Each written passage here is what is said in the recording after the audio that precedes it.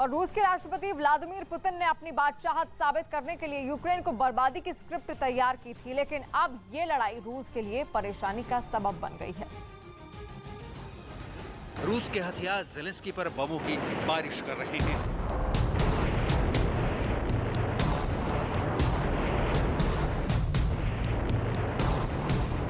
हालांकि रूस को इसमें काफी हानि उठानी पड़ी है। यूक्रेन का दावा है कि 24 फरवरी को जंग की शुरुआत के बाद से रूसी सेना के 20,000 से ज्यादा सैनिक मारे जा चुके हैं। इस दौरान रूसी सेना के 8 जनरल और 34 कर्नल भी मारे जा चुके हैं। रूस के जिन 8 जनरल को यूक्रेन ने मारने का दावा किया है, उनमें मेजर जनरल व्लादिमीर फ्रोलो 8वीं सेना के उप कमांडर थे। General Magomed Tushev Chechen forces के लीडर थे। Major general Andrei Sukhovetsky central military district की 41वीं कंबाइंड आर्म्ड आर्मी के डिप्टी कमांडर थे। Major general Vitaly Gerasimov Syria और क्रीमिया में ऑपरेशन में भाग लेने वाले रूस की 41वीं सेना के पहले डिप्टी कमांडर थे। मेजर जनरल आंद्रेई कोलेनिकोव 29वीं संयुक्त सेना के कमांडर थे। मेजर जनरल ओलेग मितेयेव 16 मार्च को मारियोपोल शहर के पास लड़ाई के दौरान मारे गए। लेफ्टिनेंट जनरल एंड्री मोडविचोव 19 मार्च को खेर्सन क्षेत्र में मारे गए। लेफ्टिनेंट जनरल याको रेंजात्सेव रूस की 49वीं संयुक्त सेना के कमांडर थे। जंग, जख्म, मौत, आंसू, सिसकी और हिचकी बांटती है, दर्द देती है, और ये दर्द सिर्फ ज़ेलेंस्की को नहीं, पुतिन को भी हो रहा होगा। लड़ाइयाँ देश के लिए लड़ी जाती हैं, लेकिन पुतिन जैसी शख्सियत इस बात का ख्याल रखते हैं कि मारने के चक्कर में खुद न मारे जाएं। दुर्भाग्य से पुतिन के साथ यही हो रहा है। रूस अपने कामयाब लोगों को खो रहा है, और इसकी वजह सिर्फ और सिर्फ वो लड़ाई है जो दिनों दिन लंबी और थका देने वाली होती जा रही है, जिसका हासिल अब तक कुछ नहीं है। और यूपी में राजकीय सम्मान के साथ डॉग स्क्वाड के एक डॉग को अंतिम विदाई दी गई। यूपी के मुरादाबाद में डॉग स्क्वाड के एक डॉग की मौत के बाद उसे राजकीय सम्मान के साथ विदाई दी गई। विस्फोटक का पता लगाने में माहिर इस डॉग की लंबी बीमारी के बाद मौत हो गई थी। मुख्यमंत्री अशोक गहलोत की इफ्तार पार्टी पर राजस्थान में बवाल मच गया। बीजेपी ने उस पार्टी की एक तस्वीर भी शेयर की और आरोप लगाया कि छबड़ा दंगे के आरोपी आसिफ अंसारी को भी इस इफ्तार पार्टी में बुलाया गया था। मुख्यमंत्री की सुरक्षा में सेंध लगी है। भारतीय तीरंदाज तरुणदीप रॉय और रिद्धि की जोड़ी ने तीरंदाजी विश्व कप के मिक्स्ड डबल प्रतियोगिता में गोल्ड मेडल अपने नाम कर लिया। इन्होंने फाइनल मुकाबले में ब्रिटेन की जोड़ी को हराया। हनुमान चालीसा से लेकर लाउडस्पीकर विवाद तक महाराष्ट्र में सियासत थमने का नाम नहीं ले रही है। चालीसा विवाद में गिरफ्तार निर्दलीय सांसद नवनीत राणा और उनके पति रवि राणा को जेल भेज दिया गया है और दोनों पर सरकारी काम में बाधा डालने समेत कई मामलों में केस दर्ज किया गया है। वहीं लाउडस्पीकर विवाद का हल निकालने के लिए सरकार ने आज सर्वदलीय बैठक बुलाई है। गृह मंत्री दिलीप वलसे के साथ होने वाली इस बैठक में एमएनएस प्रमुख राज ठाकरे समेत सभी दलों के नेताओं को बुलाया गया है। बैठक आज सुबह 11:30 बजे होगी। और वहीं यूक्रेन से मिल रही कड़ी टक्कर के बाद रूस की सेना बचाव की मुद्रा में अब आ गई है। ऐसे में रूस की सेना ने फिल्मी अंदाज में बच निकलने का रास्ता निकाला है।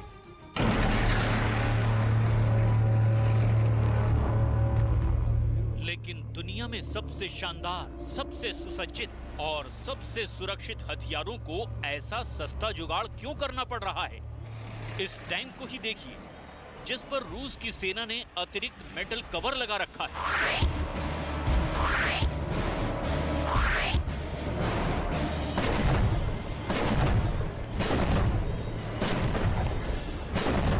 दरअसल टैंक का काम सिर्फ दुश्मन पर हमला करना ही नहीं है, बल्कि दुश्मन से खुद को बचाना भी है, जो सैनिकों के लिए सुरक्षा कवच का काम भी करता है। यही खासियत तोप को टैंक बनाती है। टैंक को एक तरह का चलता फिरता बंकर भी कह सकते हैं, जिसके अंदर सैनिक अपनी सुरक्षा के साथ दुश्मन पर अटैक करते हैं। ये हमला जमीन के अलावा आसमान से भी हो सकता है। ऐसे में टैंक में सैनिक को सुरक्षित रखने के लिए खास इंतजाम किए जाते हैं।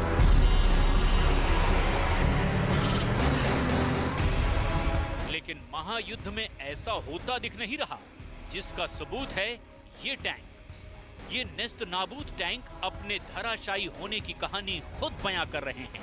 बैटलफील्ड में रूस के टैंकों की इतनी बुरी हालत ना तो इससे पहले कभी किसी ने देखी होगी, न किसी ने किस्सों में सुनी होगी। International institute for strategic studies के मुताबिक यूक्रेन में जब युद्ध की शुरुआत हुई तो रूस ने करीब 2700 लड़ाकू टैंक तैनात किए थे, जिनमें से ज्यादातर T-72 और T-90 टैंक हैं। रिपोर्ट्स की माने तो रूस ने अभी भी अपने ब्रह्मास्त्र और दुनिया के सबसे शक्तिशाली टैंक T-14 का इस्तेमाल नहीं किया है। रूस ने अधिकतर अपने पुराने T-72 टैंकों, बख्तरबंद गाड़ियों, आर्टिलरी और रॉकेट लॉन्चर्स को ही मैदान में उतारा है, और यही है इनके ध्वस्त होने की असली वजह। Ми воюємо зараз проти російських військ не просто за нашу державу, не просто за незалежність, а буквально за виживання для наших людей, за те, щоб українців не розстрілювали, за те, щоб українців не катували, за те, щоб українців не гвалтували і щоб не вивозили в Росію. Російські окупанти вже вивезли з цієї території, яку вони зайняли, не менше 500 тисяч наших громадян. Це як 2 ваших міста порту. Просто уявіть це. Були люди і їх немає. 500 тисяч людей. Це депортація. Це те, чим займалися найстрашніші тоталітарні режими минулого. और गुवाहाटी नगर निगम चुनाव में बीजेपी की बम्पर जीत हुई। गुवाहाटी नगर निगम चुनाव में बीजेपी और उसकी सहयोगी दल ने 60 सीटों में से 58 सीटों पर कब्जा कर लिया। बीजेपी की इस बड़ी जीत पर प्रधानमंत्री मोदी ने वहां के लोगों को बधाई दी। प्रधानमंत्री मोदी गुरुवार को असम के डिब्रूगढ़ जाएंगे, जहां वो 7 नए कैंसर अस्पतालों का उद्घाटन करेंगे। गैंगस्टर विकास दहिया उर्फ माले को स्पेशल सेल ने डीएनडी के पास से गिरफ्तार कर लिया। विकास दहिया पर राजनीतिक पार्टी से जुड़े 3 नेताओं और एक इंटरनेशनल कबड्डी प्लेयर की हत्या में शामिल होने का आरोप है। और रूस जैसा विशाल और शक्तिशाली देश कैसे यूक्रेन से मात खा रहा है? आखिर क्या वजह है कि रूस के तोप यूक्रेन के आगे नहीं टिक पा रहे हैं? युद्ध में नए भर्ती किए गए रूस के सैनिकों और रूस के पुराने टैंकों की हालत इतनी खराब हो गई है कि अनुभवहीनता की वजह से ये सैनिक अपने हथियारों को बचाने के लिए अजीबोगरीब तरीके अपनाने लगे और अपने टैंकों को गंवाने भी लगे। महायुद्ध में हालात इतने खराब होने लगे कि जीते गए टैंकों को लोग वॉर ट्रॉफी समझकर अपने घर ले जाने लगे हैं, जिसे यूक्रेन की सरकार ने खुद बढ़ावा दिया। Ми очікуємо 100% підтримку від Генсека ООН. 100%, тому що 100% правда на нашому боці і війна у нас. Я думаю, що після приїзду, і якщо буде час у генерального секретаря, і я думаю, що у нього дуже поважний статус, йому обов'язково треба відвідати спочатку наші місця, де було катування і де знищили наших людей. लंबे वक्त तक चले सुधारों के बाद भी रूसी सेना को यूक्रेन में वो सफलता नहीं मिल रही जिसकी उसे उम्मीद थी। जमीन पर सेना तकनीकी परेशानियों से जूझ रही है, उनके टैंक खराब हो रहे हैं और उनकी रणनीति को भी इंटरसेप्ट किया जा रहा है। दूसरी तरफ यूक्रेन के लिए रूसी टैंकों को ध्वस्त करना उनकी जरूरत बन गई और टैंकों पर जीत एक जिद बन गई है। रूस के टैंकों के इस तरह नाकामयाब होने की वजह इस वीडियो में भी छिपी है। वीडियो में नजर आ रहा ये है जेवलिन मिसाइल। महायुद्ध की शुरुआत में अमेरिका ने यूक्रेन को 2000 जेवलिन एंटी टैंक मिसाइल दिए थे और लगातार इन मिसाइलों की आपूर्ति करता आ रहा है, जिसने पूरे युद्ध को नया मोड़ दे दिया। इस मिसाइल के हमलों ने रूसी सेना में हाहाकार मचा रखा है। यूक्रेन के लिए सिर्फ जेवलिन ही नहीं, next generation light anti tank weapon भी रूस के लिए काल बनी हुई है। यूक्रेन के लिए ये दोनों इस युद्ध का सबसे बड़ा टर्निंग पॉइंट बनी हुई है। अब समझिए ये मिसाइल काम कैसे करती है। टैंकों के सामने बैठा सैनिक अगर अपने दुश्मन टैंक पर सीधे हमला करता है तो उसे कोई नुकसान नहीं होगा।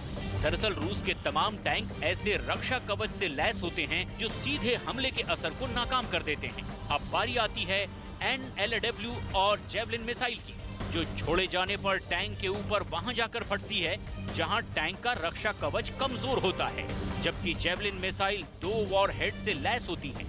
पहली टैंक के रक्षा कवच को उड़ा देती है और दूसरी टैंक के भीतर जाकर नुकसान पहुंचाती है। ठीक ऐसे देखिए कैसे जेवलिन और next generation light anti tank weapon ने टैंकों के ठीक ऊपर हमला किया है, उसी जगह जहां टैंक का रक्षा कवच सबसे कमजोर होता है।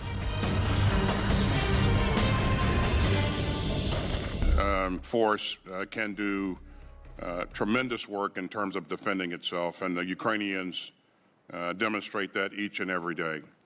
We've seen them again blunt the advance of a far superior force with respect to the Russians in terms of numbers and capability by using the right types of techniques and the right weapon systems. The Javelin, the Stingers have proven to be very, very effective in this fight.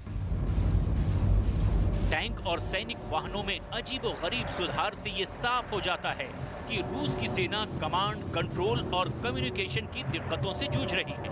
खबरें हैं कि रूस के unit commander radio या mobile phone पर बात कर रहे हैं, जिनकी बातें आसानी से सुनी जा सकती हैं। हालांकि इन सब के बावजूद जानकारों का मानना है कि रूस के पास बड़ी तादाद में हथियार हैं और उनके सैनिकों की संख्या भी ज्यादा है, जिससे आने वाले दिनों में ये महायुद्ध एक नए दौर में पहुंच जाएगा, जिससे यूक्रेन का भयानक नुकसान निश्चित है।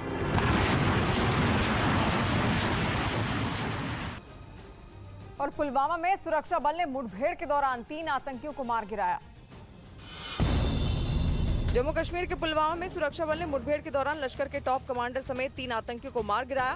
पिछले 4 दिनों में सुरक्षा बल ने घाटी में 8 आतंकियों को मार गिराया है, जिनमें 6 लश्कर के और 2 आतंकी जैश के हैं। फायरिंग में 3 टेररिस्ट मारे गए, उसमें एक बहुत बड़ा कमांडर मारा गया है। यूपी के बुलंदशहर में पीएसी जवानों और पुलिस फोर्स की मौजूदगी में दलित समुदाय के दूल्हे की घुड़चढ़ी का कार्यक्रम शांतिपूर्वक करा लिया गया। दूल्हा सीआरपीएफ का जवान है। 1 साल पहले दलित लड़के की घुड़चढ़ी के कार्यक्रम के दौरान इसी गाँव में गोली चली। देहरादून के ब्राइट लाइन स्कूल में 11 साल के एक छात्र के कोरोना पॉजिटिव आने के बाद उत्तराखंड शिक्षा विभाग ने अगले 2 दिन के लिए स्कूल बंद करने का आदेश दे दिया। साथ ही सभी स्कूलों को कोरोना नियम सख्ती से मानने के निर्देश दिए। और पुतिन ने अपनी सबसे खतरनाक परमाणु मिसाइल को आजमा कर देख लिया है। पुतिन के आदेश पर अब जल्द इसकी तैनाती होने वाली है। ये मिसाइल 18,000 किलोमीटर की रेंज तक मार कर सकती है।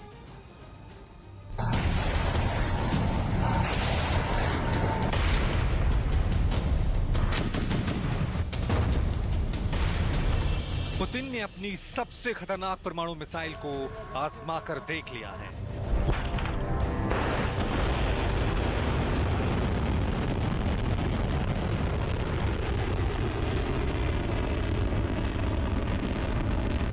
पुतिन के आदेश पर अब जल्द ही इसकी तैनाती होने वाली है। यह मिसाइल 16,000 किलोमीटर की रेंज तक मार कर सकती है। यानी मॉस्को से अगर इस मिसाइल को दागा गया तो ये अमेरिका क्या दुनिया के किसी भी हिस्से पर न्यूक्लियर अटैक कर सकती है।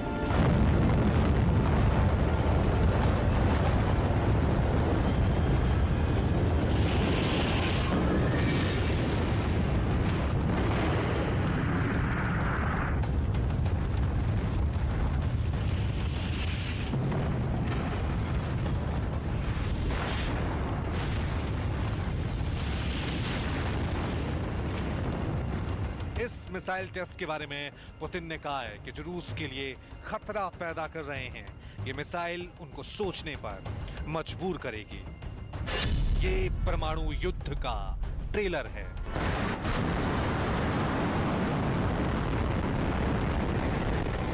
ये पुतिन का परमाणु प्रयोग है। बॉर्डर पर पुतिन का परमाणु मिसाइल।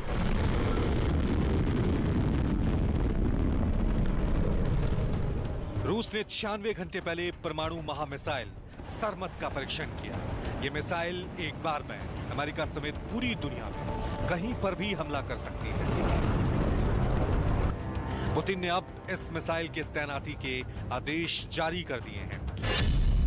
नाम RS-28 सरमत। Target range 18,000 kilometre.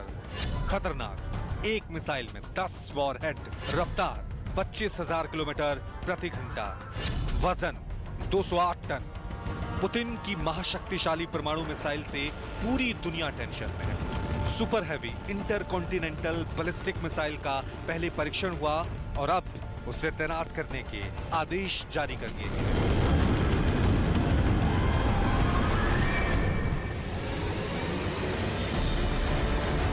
इस खबर के बाद अमेरिका समेत पूरे यूरोप के देशों में खौफ है। बाइडेन की टेंशन बढ़ाने वाली इस मिसाइल को रूस साइबेरिया के क्रास्नोयार्क इलाके में तैनात कर रहा है। साइबेरिया का इलाका मॉस्को से लगभग 3000 किलोमीटर दूर है। रूस इस मिसाइल को उस जगह पर तैनात कर रहा है जहां सोवियत काल के वोयोवोडा मिसाइलों को रखा गया था। इस मिसाइल की तैनाती के बाद न फ्रांस बचेगा, न ब्रिटेन और न ऑस्ट्रेलिया।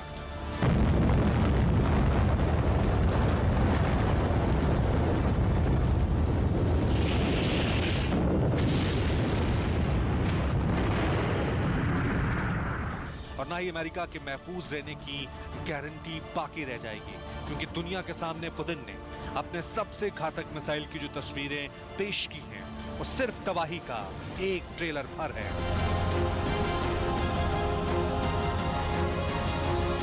पुतिन की ये वो मिसाइल है जिसके आगे दुनिया के तमाम एंटी मिसाइल डिफेंस सिस्टम की तकनीक धरी की धरी रह जाएगी। कोई भी मॉडर्न टेक्निक इस मिसाइल की मारक क्षमता पर ब्रेक नहीं लगा पाएगी, क्योंकि इसकी रफ्तार इतनी ज्यादा है कि जब तक कोई भी डिफेंस सिस्टम पुतिन की इस मिसाइल को डिटेक्ट कर पाएगी, उससे पहले ये मिसाइल अपने टारगेट को तबाह कर देगी।